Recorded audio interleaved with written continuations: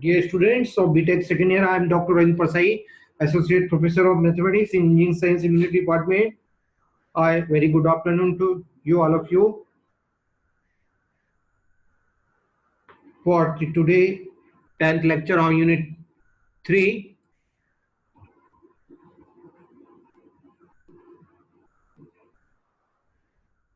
After 8 minutes, I will start the session.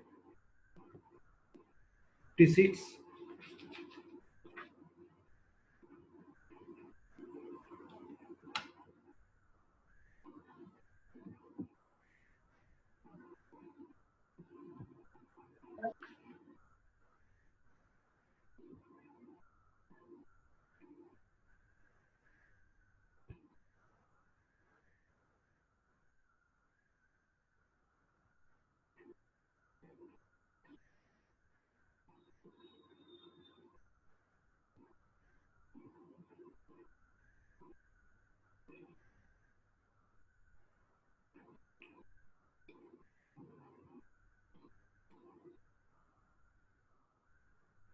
Rohit, Ajay, roll number 4.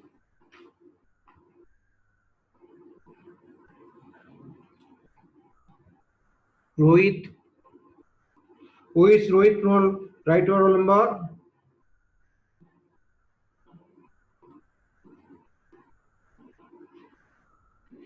Yesterday you have joined Rohit. Are you in which branch? Roll number 49.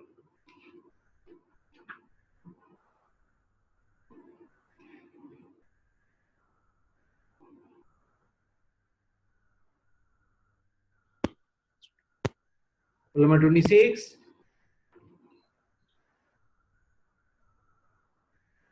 Good afternoon, sir. Very good afternoon, Seans. How are you? Fine, sir. Harshit 20.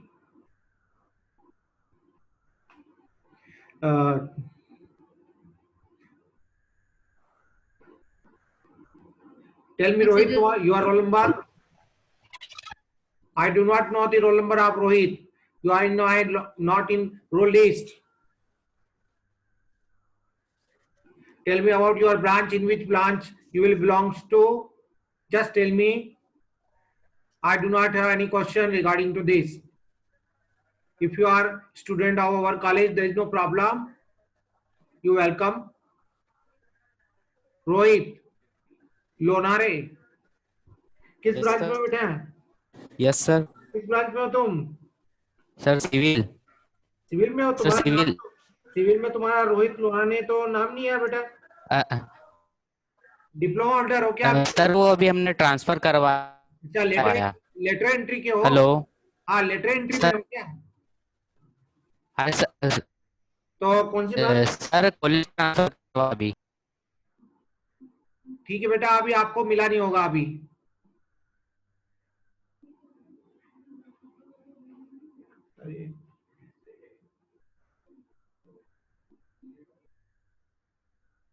कोई बात नहीं, join करो.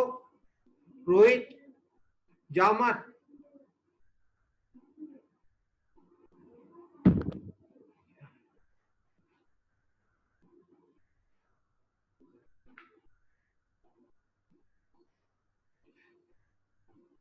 Roll number 54.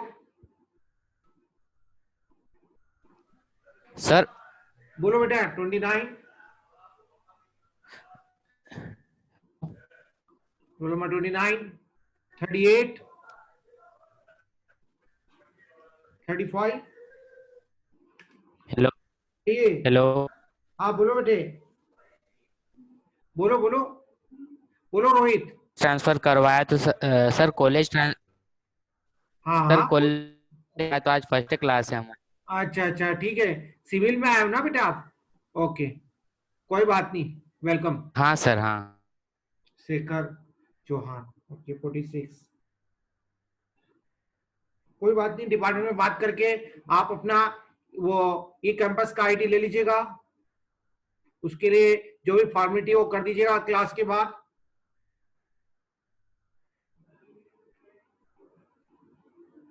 roll number 48, roll number 33, and 7.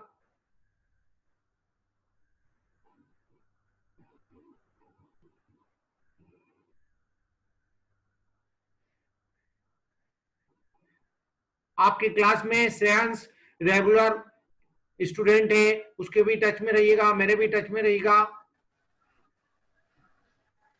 22। Sir voice clear नहीं आ रही। बेटा दोबारा थोड़ा internet connectivity को चेक करिए, हो जाएगा, आवाज सुनाई आ जाएगी। जी सर, जी सर। आप अपने क्लासमेट जी के सर। रेगुलर क्लासमेट जो हैं उनके टच में रहिए और मेरे साथ भी टच में रहिए, रेगुलर क्लास अटेंड करते रहिए। Roll number 16 and 53। सर बोलिए, मैं अभी आ गया है आप। सर अभी हमारा नाम और इनरोल। बोलिए बेटे। हेलो। हाँ बोलिए। सर अभी हमारा नाम और तुम्हारा नाम? कल भी आए थे तुम क्लास में? कल पूछ रहा था तो बताया नहीं था। बड़ा मतलब आज से ज्वाइन किया है। एडमिट होने के बाद ये दोनों में से वो दोनों में से एक कोई चाहिए। बेटा एडमिट होने के बाद एडमिट करो, एडमिट करो। एडमिट होने के बाद पापा जी का है, मेरे को दे। अच्छा मेरे को, अरे मैं उसको से आधा कर दे रहा ना। नहीं मेरे को दे। देखो ये यस वही चाहिए ना, मेरे को। अभी क्लास ले रहा हूँ आपकी।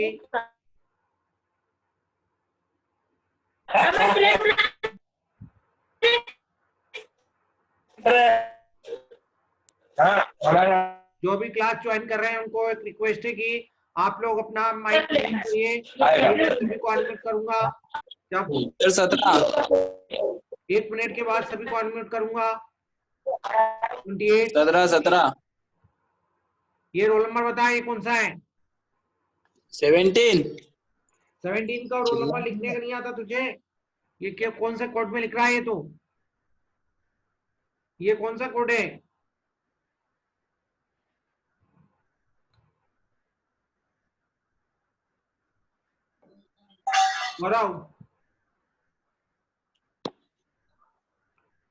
गौरव चौहान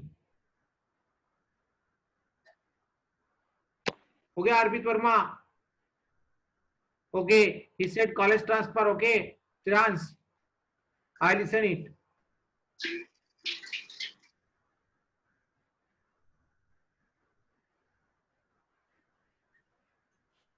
So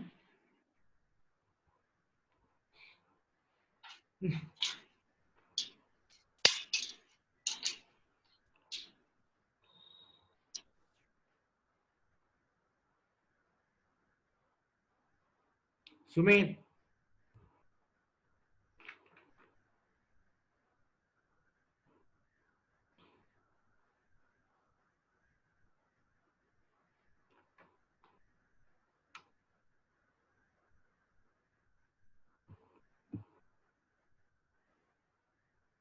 लोनारे रोहित लोनारे ठीक है।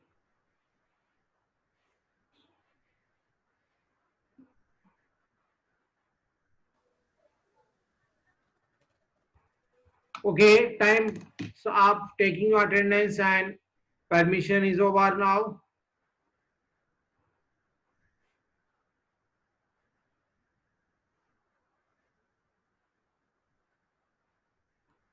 Dear students, I am Dr. Rohit Parsai, Associate Professor of Mathematics in Engineering Science, Humanity Department. I once again welcome to all of you. Hello sir, sorry. कहिए। Hello Today it sir, is अभी our हम 10th lecture. हाँ बोलिए। Sir अभी attendance के लिए हमारा नाम और इनरोलमेंट नंबर लिख दे सर। अटेंडेंस के लिए तुमने तुम्हारा नाम लिख ही दिया है, एनरोलमेंट नंबर तो अभी आपका होगा नहीं, मिला नहीं होगा। सर ने बोला था कि वही जो पहले था ना CS का, तो वही रहेगा। मतलब इसी कॉलेज से ट्रांसफर हुआ है अपने, ब्रांच नो ट्रांसफर हुआ है सर, आपका? हाँ ब्रांच नहीं, ब्रांच ट्रांसफर नहीं हुआ, दूसरे कॉलेज में थे हम, आईपीएस दूसरे कॉलेज में कॉलेज सर। में थे, तो रोल नंबर हाँ आपका वही बोले हैं सर ने? हाँ वही रहेगा, एनरोलमेंट नंबर वही रहेगा। तो मेरे को जरा आप बोल के बता दो बेटा, फिर आप बाद में जहाँ जी, पर भी तुमको जी, टाइप करना हो टाइप कर देना। कहिए। 0808 एक मिनट रुक जाओ बेटा, 0808 CS CS 191162। 191162। ठीक है बेटा, एक बार मैं हाँ अपनी तरफ से बोल रोहित। देता हूँ, 0808 CS 191162। ठीक यस है, सर। चलिए। Yes sir. तो अब आप क्या करेंगे, जब भी नेक्स्ट क्लास में जब भी ज्वाइन करेंगे किसी भी सब्जेक्ट के, सब्जेक्ट टीचर के, तो उसमें आप पहले नाम लिखेंगे और ब्रैकेट में आपका यही रोल नंबर लिख दीजिएगा। ठीक है, जी जी सर। ओके। जी सर। अब हम आगे बढ़ते हैं। रोल नंबर 45 ने अभी ज्वाइन किया रिसेंटली। सर 46 हो गया। 46 हो गया बेटे। ठीक आप है थोड़ा सर। पढ़ाना शुरू करें। Okay sir. देखो बेटे, कल हमने एक मेथड सीखी थी पार्शियल डिफरेंशियल इक्वेशन को सॉल्व करने की, जिसका नाम था फाइनाइट डिफरेंस मेथड या finite difference solution to dimensional Laplace equation. ये लाप्लास इक्वेशन क्या होती है इसका पूरा मैंने डिटेल बताया है, आपको नोट्स में भी दिया है, पीपीटी में भी दिया हुआ है, हमारे टीचर ने वीडियो लेक्चर भी आपको दिए हैं। तो आप जैसा चाहो, जिससे पढ़ना चाहो आप पढ़ सकते हो। और अभी आपको मैं लाइव लेक्चर लेके भी पढ़ा रहा हूँ, इसी बात को लेके आगे बढ़ते हैं हम। सचिन पढ़ने बार बार जा रहा है इंटरनेट कनेक्टिविटी के कारण, कोई बात नहीं। इसके बाद यदि ये प्रॉब्लम हमारा आज प्रॉब्लम सॉल्व हो जाता है, लाप्लास इक्वेशन को हम यदि सॉल्व कर लेते हैं, तो फिर हम अगले इसी कैटेगरी के प्रॉब्लम की तरफ आगे बढ़ेंगे। वो सेकंड, इसी कैटेगरी का सेकंड प्रॉब्लम है पॉइसन इक्वेशन। ओके, तो चलते हैं, आगे बढ़ते हैं नेक्स्ट स्लाइड की तरफ। एग्जाम्पल हमें किस तरह से एग्जामिनर करेगा, पूछेगा, उसका तरीका क्या होगा, ये मैं आपके सामने पहले आपको समझा रहा हूं। आपके पास इस तरह की कोई इलेक्ट्रिक इक्वेशन दी होगी, या तो लाप्लास इक्वेशन दी होगी, नहीं तो पॉइसन इक्वेशन दी होगी। अभी चूंकि ये आप पर राइट हैंड साइड में कांस्टेंट टर्म 0 है, इसका मतलब, और सेकंड ऑर्डर की पार्शियल डेरिवेटिव के दो टर्म है जिसमें कोएफिशिएंट आपके 1 है, तो और इसका मतलब समझ जाना कि ये प्रॉब्लम कौन सा है, आपका लाप्लास इक्वेशन का प्रॉब्लम है। इस तरह की जो भी इक्वेशन होती है वो two dimensional Laplace equation, two dimension इसलिए बोलते हैं क्योंकि इसमें पार्शियल डेरिवेटिव इन्वॉल्व है और दो वेरिएबल हैं, एक्स और वाई। यदि 3 वेरिएबल है तो उसको क्या बोलते हो, इस इक्वेशन को 3 डायमेंशन। बहुत बेसिक से समझा रहा हूं, जिन्होंने आज पहली बार क्लास अटेंड कर रहे हैं उनको भी ये बात समझ में आएगी, और जो रेगुलर अटेंड कर रहे हैं उनको भी बात समझ में आएगी, और जो इरेगुलर है उनको भी बात समझ में आएगी। पर मेरी कोशिश रहती है कि आप सभी को मैं हर बार बोलता हूं कि भाई क्लास में रेगुलर रहिए, उतना अच्छा और ज्यादा से ज्यादा चीजें आपको अच्छे से समझ में आएंगी। ठीक है, ओके। तो बढ़ते हैं आगे। इस तरह का प्रॉब्लम जब भी दिया होगा तो इसका मतलब समझ जाना कि ये लाप्लास इक्वेशन है, दो डायमेंशन, टू डायमेंशन इसलिए है क्योंकि इसमें दो इंडिपेंडेंट वेरिएबल है। यदि एक इंडिपेंडेंट वेरिएबल हो तो उसको वन डायमेंशन कहते हैं, और जब दो वेरिएबल होते हैं या दो से ज्यादा होंगे, इस तरह से उस प्रॉब्लम को अपन एन डायमेंशनल कहने लगते हैं। अभी आप लोग ड्यूरिंग क्लासेस में चैटिंग नहीं करिए।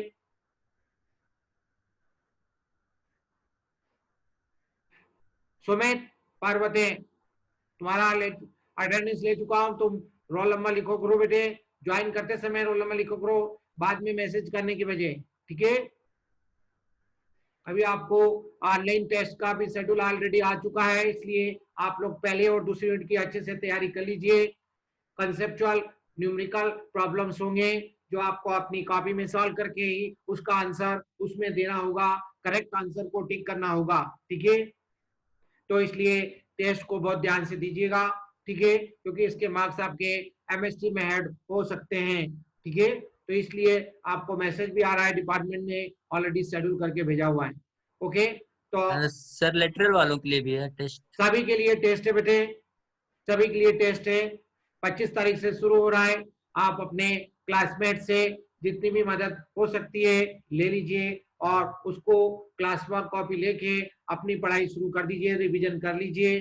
जितना आपसे बने उतना अटेम्प्ट करिएगा, जितने क्वेश्चन आपसे बने उतना करिएगा, ठीक है। ओके, तो हमारे आगे बढ़ने की स्थिति में है। आपको ये प्रॉब्लम दिया हुआ है, इस तरह का जो प्रॉब्लम होता है उसको अपन लाप्लास इक्वेशन कहते हैं। और आपके लिए जो बाउंड्री कंडीशन इन्होंने मेंशन की है स्क्वायर मैथ्स की तरफ शो कर रखी है, जो मैं आपको अभी बता रहा हूं। और आपको ये प्रॉब्लम कितनी बार रिपीट करना है, इटरेशन की मेथड कितनी बार लगाना है, maximum difference between the successive values at any point is less than 0.005। जब तक कि कोई भी दो कॉन्जिक्यूटिव वैल्यू के बीच में का डिफरेंस इतना नहीं होता, उतनी बार हमें उस मेथड को, इटरेटिव मेथड को रिपीट करना होगा, अप्लाई करना होगा।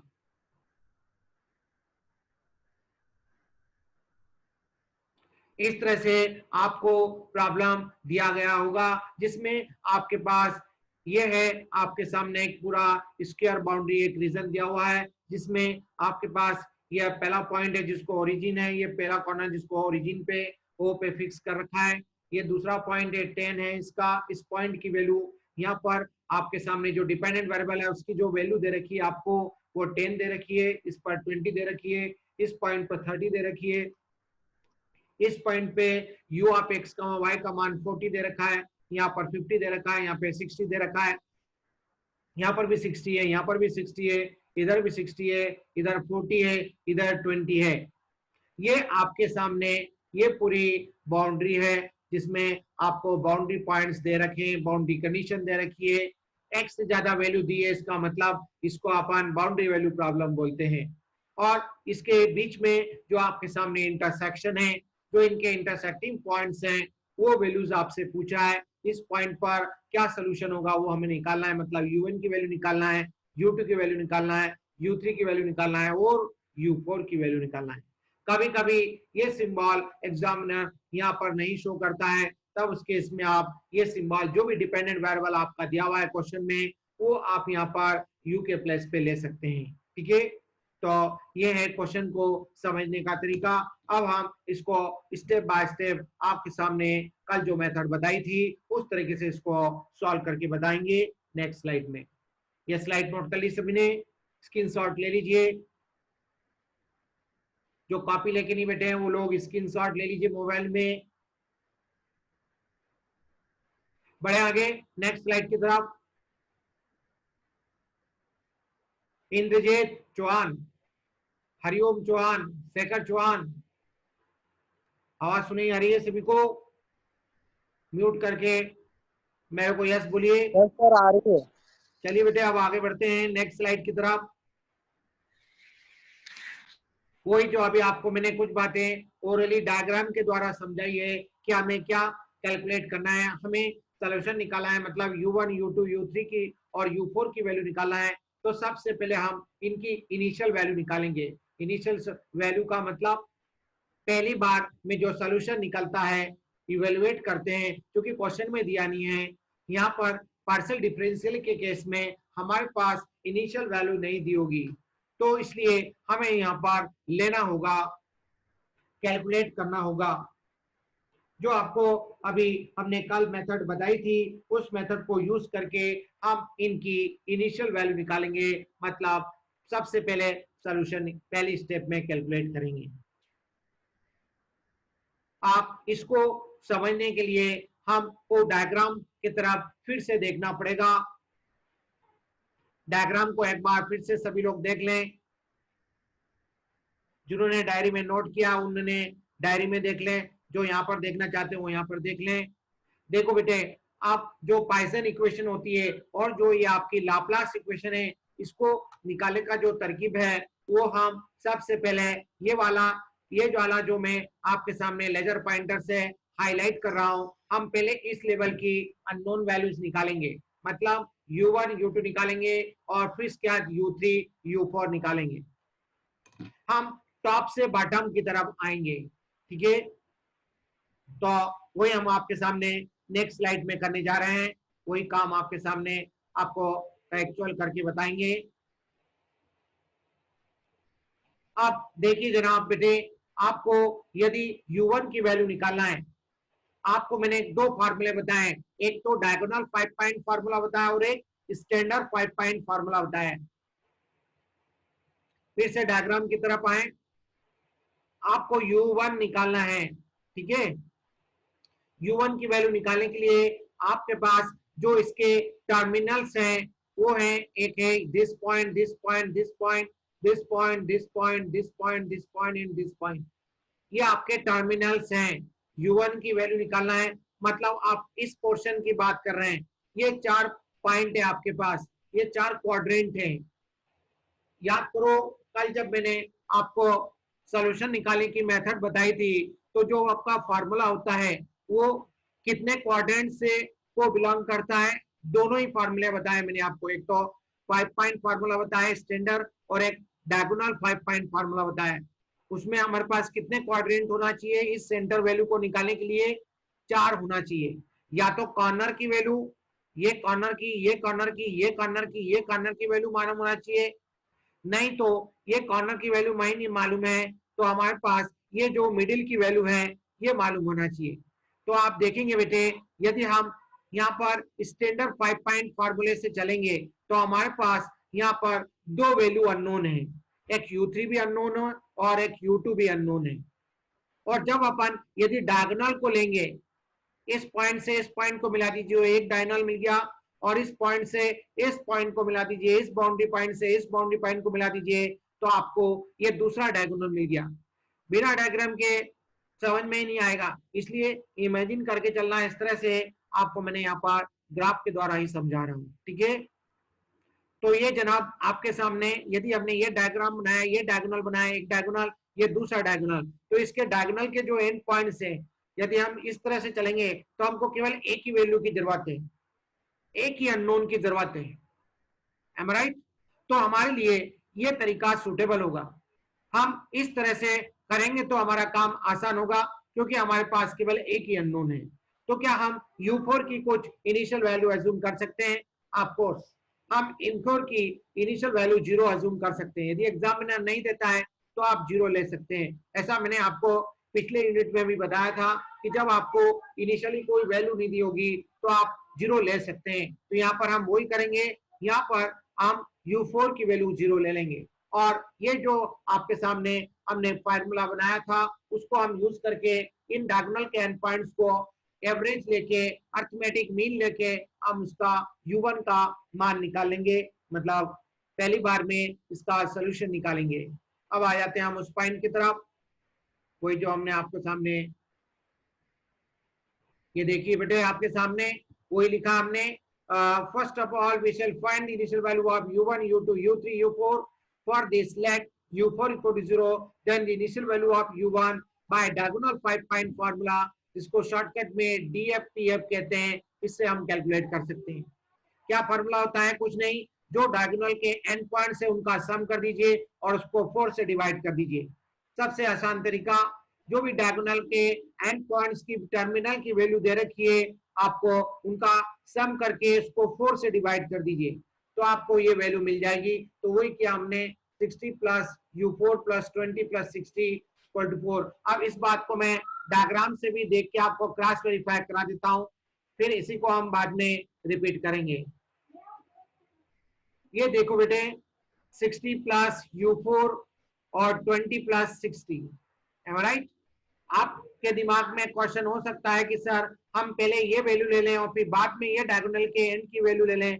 कोई बात नहीं, चल जाएगा, सब कुछ एक्सेप्टेबल है, कोई दिक्कत नहीं। ध्यान रखना बेटे, चारों कॉर्नर की वैल्यू लेना, टर्मिनल्स जो डायगोनल हैं उनके एंड पॉइंट्स की वैल्यू लीजिएगा। तो 20 प्लस 60 प्लस 60 प्लस U4, ऐसा करके भी आप फार्मूला लिख सकते हैं, कोई दिक्कत नहीं, क्योंकि ये समेशन का फार्मूला है, प्लस का साइन है, तो इसलिए कोई फाइनल रिजल्ट में कोई प्रॉब्लम नहीं होगी। यदि प्लस का नहीं होता, कुछ माइनस में होता कि इसको प्लस में लेना है, इसको माइनस में लेना है, तब इस बात को कुछ नोट करने का रहता था, माइंड करने की बात थी मतलब। तो यहाँ पर इस तरह से हम नहीं माइंड करेंगे तो अभी चल जाएगा। तो ये आपके सामने U1 की वैल्यू आ गई। अब इसके बाद मैं आप में से पूछूंगा, नहीं तो मैं ही पहले आपको फिर से दूसरा आंसर निकाला। अब हमको U2 की वैल्यू निकालना है। तो आप में से कोई भी स्टूडेंट जो अभी तक मेरी क्लास अटेंड कर रहा है वो खुद बता सकेगा कि भाई U2 का मान जो है क्या इसी फॉर्मूले से निकलेगा या इसके बाद जो फॉर्मूला बताया था मैंने स्टैंडर्ड 5 पॉइंट फॉर्मूला वो यूज होगा। देखते हैं, फिगर की तरफ देखेंगे तभी हमको इसका आइडिया होगा। इसको हमें पहली बार में हर बार देखना पड़ेगा, इसके साथ उसको कंपेयर करना पड़ेगा, फिर इसके बाद हम इस बात को ही रिपीट करेंगे। ओके गाइस, ये रहा आपके पास U2 का जो भी अननोन है उसके आपके आसपास 4 क्वाड्रेंट आपको इमेजिन करना है। इमेजिन क्या करना है, यहाँ आपके सामने डायग्राम में होगा।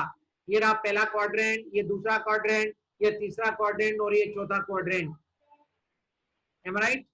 आप देखो बेटे, ये वैल्यू और ये वैल्यू यदि हम इस तरह से चलते हैं, ये रोल नंबर 40 बहुत दिन बाद आया क्लास में,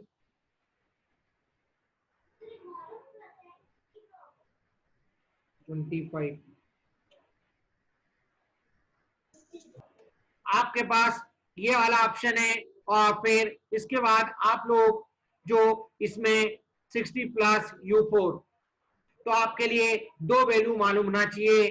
तो हमारे पास ये दोनों वैल्यू हमारे पास मालूम है, U4 की वैल्यू हमारे को मालूम है और U1 की वैल्यू अभी हमने रिसेंटली इवेल्युएट की है। तो अब हम यहाँ पर डायगोनल 5 पॉइंट फॉर्मूले की आपको जरूरत नहीं है, क्योंकि यदि डायगोनल का लगाओगे तो आपको U3 की वैल्यू जरूरत पड़ेगी।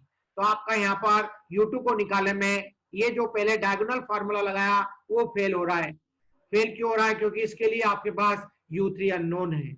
U3 अभी आया नहीं है, U3 तो हम इसके बाद में निकालेंगे। तो इसलिए बेस्ट ऑप्शन ये है, क्योंकि आपके पास ये दो वैल्यू में से दोनों मालूम है, तो आप बहुत आसानी से स्टैंडर्ड 5 पॉइंट फॉर्मूला, मतलब ये जो हॉरिजॉन्टल है और ये जो वर्टिकल लाइन है, इनके जो टर्मिनल्स है, टर्मिनल्स मतलब एंड पॉइंट्स, ये वैल्यूज आपके पास नोन है, इसलिए हम इस फॉर्मूले को स्टैंडर्ड 5 पॉइंट फॉर्मूला बोलते हैं। तो इसी को हमने यहाँ पर अडॉप्ट किया है और इसी फॉर्मूले को हम U3 के लिए भी अडॉप्ट करेंगे और U4 के लिए भी अडॉप्ट करेंगे।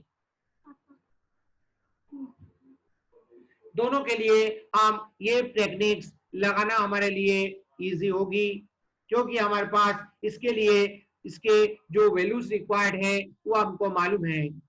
तो हम आते हैं उस पॉइंट की तरफ, उस स्लाइड की तरफ। वही हमने यहाँ पर पहले वर्ड्स में लिख दिया है आपके सामने कि अब हम इनिशियल वैल्यू जो निकालेंगे U2, U3 और U4 की, वो स्टैंडर्ड 5 पॉइंट से निकालेंगे। तो पहले U2 पे अप्लाई किया आपके सामने, अभी बताया था मैंने U1 और U4 आ रहा था, उनके एंड पॉइंट्स पर वैल्यू जो है उनको ऐड कर दिया, उसको 4 से डिवाइड कर दिया।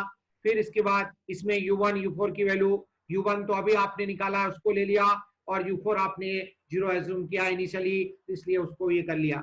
तो इससे हमारे पास इसकी जो वैल्यू आएगी वो 36.25 आएगी। इसी फार्मूले को U3 के लिए भी यूज करिए।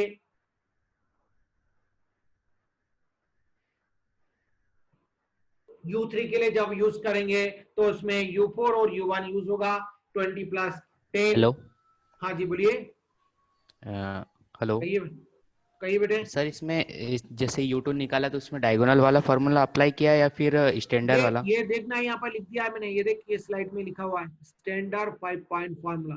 क्योंकि डायगोनल लगाएंगे तो उसके लिए आपके पास वैल्यूज नोन नहीं है, आपके पास दो वैल्यू अननोन रहेगी यदि डायगोनल फाइंड लगाओगे। इसलिए स्टैंडर्ड 5 पॉइंट लगाने से दोनों ही वैल्यू आपने अभी यूज निकाल ली है।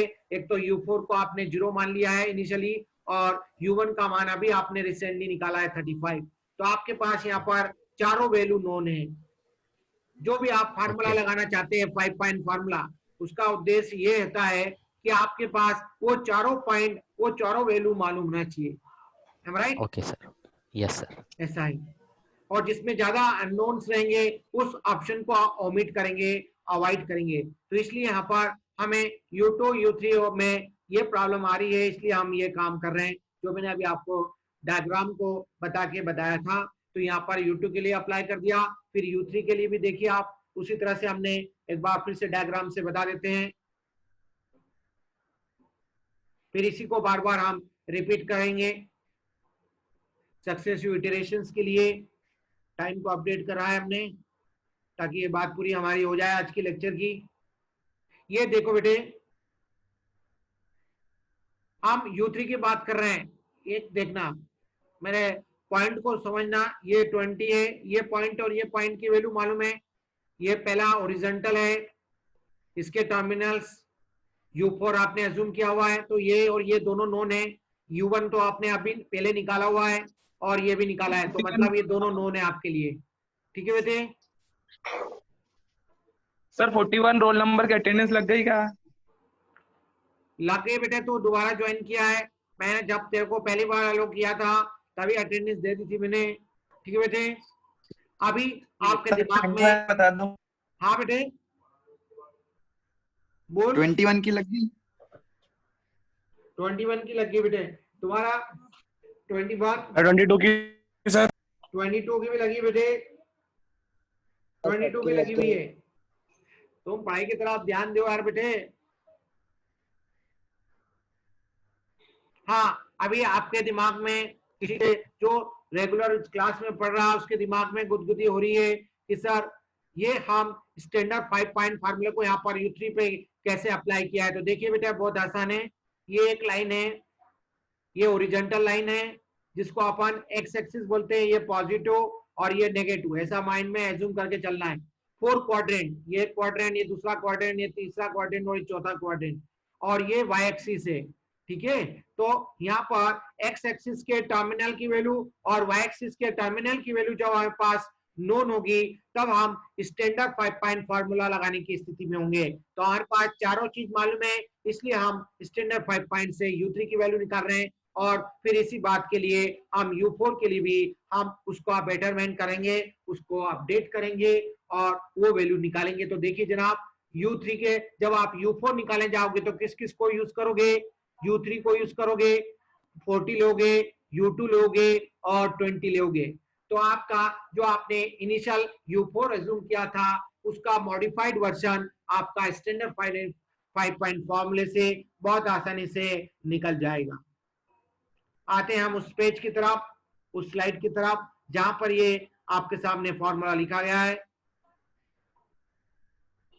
ये देखिए बेटे, क्योंकि आपके दिमाग में एक छोटा क्वेश्चन आ सकता है कि सर U4 तो हम पहले निकाल चुके हैं, आप U4 की वैल्यू हम जस्ट एज्यूम किए, हमने रफ वैल्यू एज्यूम की है, रफ वैल्यू एज्यूम की है इसलिए क्योंकि हमें काम को स्टार्ट करना था, हमको तो जॉब करना ही था, हमें तो प्रॉब्लम का सोल्यूशन निकालना ही है।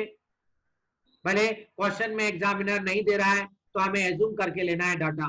तो ये चूंकि है ये जो सोल्यूशन है, ये जो वैल्यू है ये एज्यूम है, इसलिए इसको अपडेट करना है। तो ये आपके सामने अपडेट वैल्यू आई है, मतलब जो U0 का जो 0 मान माना है वो सही साठ नहीं है, इसलिए सही साठ मान क्या है?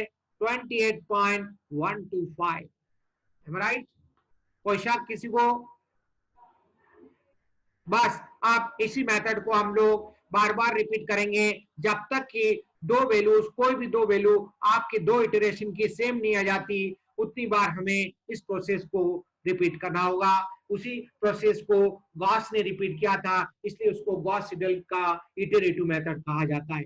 जो मैंने आपको सेकंड यूनिट में समझाई थी उसी बात को वो दोबारा यहाँ पर हम बताएंगे, रिकॉल कर रहे हैं। तो वही लिखा आपके सामने शब्दों में लिख दिया है। Now the accuracy of U1, U2, U3 and U4 are improved by the repeated application of Gauss-Seidel iterative methods.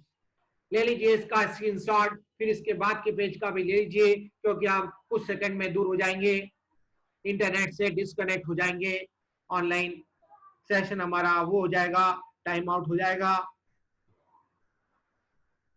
यही मेन बात है प्रॉब्लम, इस तरह के प्रॉब्लम को सॉल्व करने की। यही बात आगे के क्वेश्चन में भी आपके सामने हमारे सामने आएगी। अब हम कल की क्लास में इसी कैटेगरी का दूसरा प्रॉब्लम समझेंगे, वो है पॉइसन इक्वेशन। पॉइसन इक्वेशन को मैंने कल की क्लास में समझाया था, आज फिर से समझा देता हूं। एक तरह की लाप्लास इक्वेशन ही होती है जिसमें राइट हैंड साइड में जो फंक्शन ऑफ इंडिपेंडेंट की वैल्यू की जो टर्म्स है वो जीरो नहीं होती है, वो नॉन जीरो होती है। तो जब लाप्लास इक्वेशन में राइट हैंड साइड में नॉन जीरो हो तो उस इक्वेशन का नाम पॉइसन इक्वेशन हो जाता है। उसी के ऊपर पॉइसन ने अपना काम किया है। हाँ बोलिए गाइस, रोल नंबर 16 कोई क्वेश्चन पूछना चाहता है?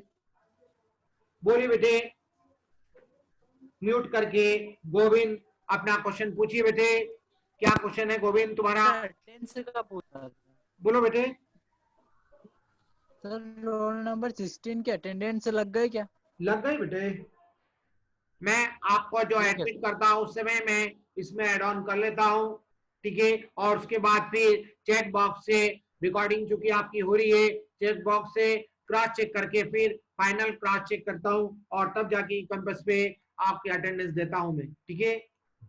तो इसलिए आप लोग मेरे साथ पूरे टाइम अटैच रहिए। आपको इसी तरह से टेस्ट भी आपका पूरा हो जाता है ऑनलाइन का, फिर भी आपको उसमें अटैच रहना है ताकि हम लोग उसको, आपका जब टेस्ट होगा उसके बाद भी आपको चैट बॉक्स में आपका नाम और रोल नंबर लिखना होगा, जैसा कि आपने गाइडलाइंस पढ़ ली होगी जो आपको व्हाट्सएप ग्रुप पे आ गई है। ई कैंपस में भी एमएससी कोऑर्डिनेटर बहुत जल्दी शेयर कर देंगे। आगे बढ़े सर इसको बोलो बेटे। रिपीट कब तक करते हैं? हाँ जी बेटे। सर इसको रिपीट कब तक करते हैं? रिपीट, हाँ रिपीट तब तक करना है बेटा जब तक कि U2 की 2 बार जो वैल्यू आई है वो सेम नहीं हो जाती। Correct to 2 place of decimal या correct to 4 place of decimal. तो चलिए मैं आपके सामने कुछ स्लाइड्स आगे की दिखा देता हूं, आप देख लीजिए बेटे।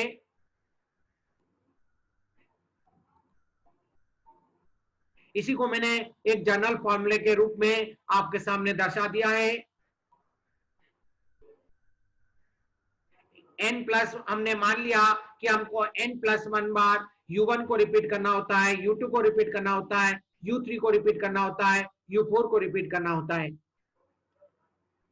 जो नए बच्चे हैं वो भी यहाँ पर गॉस सीडल को फिर से देख सकते हैं। पुराने बच्चों ने तो ये मेथड देखी है पिछले यूनिट में, वे लोग भी फिर से समझ सकते हैं।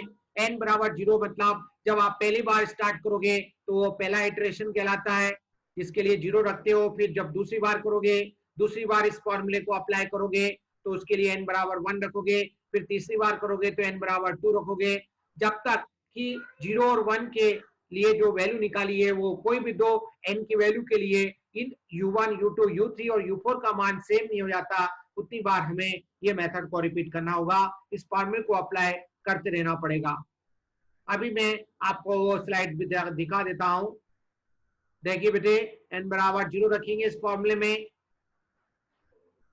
सब्स्टिट्यूट करेंगे सारी वैल्यूज। U2 0 का मतलब होता है जो इसके पहले तुमने स्टार्टिंग में जो सोल्यूशन निकाला है हमारे पिछली वाली स्लाइड में, वो वैल्यू यूज करना है यहाँ पर। और U3 का 0 मतलब भी वही होता है जो आपने इसके पहले वैल्यू निकाली है वो आपको यहाँ पर यूज करना है। तो यहाँ पर पहले जो वैल्यू आई थी U1 की और अभी जो वैल्यू आई है U1 की, आप देख रहे हैं दोनों डिफरेंट है। इसका मतलब हमें और भी रिपीट करना पड़ेगा और भी हमें आगे बढ़ना पड़ेगा। यह है आगे बढ़ने का, रिपीटेशन करने का सबक। अभी हम पहले फेस में U2 को भी निकालेंगे, U3 को भी निकालेंगे और U4 को भी निकालेंगे। तो इस तरह से जो पहले आपके पहले फेस में U1, U2, U3 और U4 के मान आए हैं और अभी जो मान आया उसमें काफी डिफरेंस है। तो इतना ज्यादा डिफरेंस नहीं होना चाहिए, इसलिए हमें इसको और रिपीट करना पड़ेगा। तो हम फिर दोबारा करा, हमने दोबारा करने के लिए n बराबर 1 रखेंगे। बाकी सब कुछ सेम, वही पहले जो फॉर्मूले लिखे हैं वही की वही है, बस नई वैल्यू आप यूज करेंगे। जो इसके पहले आपने वैल्यू अपडेट कर दिए उसको यूज करते हैं। याद करो गॉस सीडल का सबक क्या बोलता है, जो आपने अभी रिसेंटली आपने जो वैल्यू अपडेट की है उसको आप यहाँ पर अपने फॉर्मूले में यूटिलाइज करेंगे। तो आपने जस्ट इसके पहले U2 और U3 को अपडेट किया, क्योंकि यहाँ पर उसका इन्वॉल्वमेंट है इसलिए हम इसको यूज कर रहे हैं। इसी तरह से हम U2 को लिखेंगे, U3 को कंप्यूट करेंगे और U4 को कंप्यूट करेंगे। और अभी आपके सामने आप देख लीजिए बेटे, ये दो वैल्यू आपको दिख रही है। सचिन ने में से क्वेश्चन पूछा था, उसका क्वेश्चन का आंसर अभी मिल रहा है बेटे, आप देख रहे हैं ये दोनों वैल्यू भी डिफरेंट है। इसका मतलब अभी हमें और भी आगे करना पड़ेगा, तो इसलिए हमने आगे के इटरेशन भी किए हैं। नेक्स्ट स्लाइड में सेकंड बार किए क्योंकि टाइम